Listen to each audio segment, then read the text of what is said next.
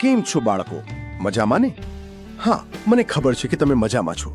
તેથી અમે તમારા માટે લાવ્યા છીએ કમ્પ્યુટરના ધોરણ 10ના સ્વાધ્યાયના પ્રશ્નો, જે તમને સરળતાથી સમજાઈ જશે અને તમારા ભણવામાં પણ ઉપયોગી થશે.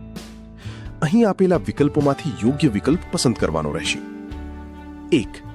આલેખ છાપવા માટે નીચેનામાંથી કયો વિકલ્પ વપરાય છે? A. Insert slash chart, B. File slash view, C. File slash print, D. View slash chart.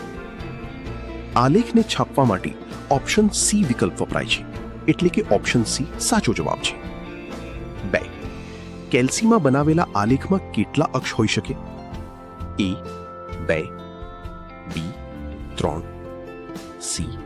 2 અથવા 3, D. 4. તો કેલ્સીમાં બનાવેલા આલેખમાં 3 અક્ષ હોઈ શકે, એટલે કે ઓપ્શન B સાચો જવાબ છે. 3.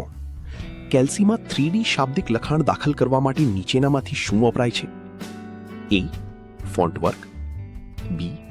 Art work, C. Drawing work, D. Graph work.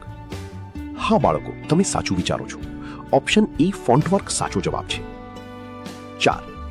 આલેખને જોડવા માટે નીચેનામાંથી શું વપરાય છે? A. Active link, B. Hyperlink, C. Drawing link, D.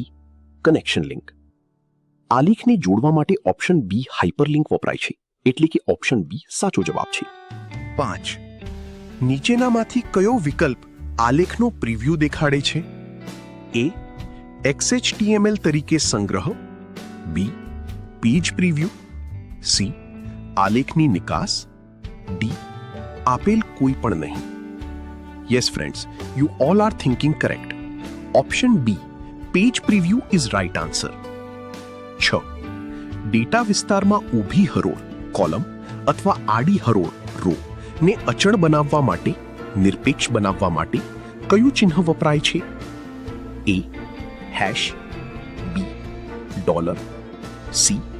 And, D. મોડ્યુલો. અહીં પ્રશ્ન 6 નો સાચો ઉત્તર ઓપ્શન A હેશ છે.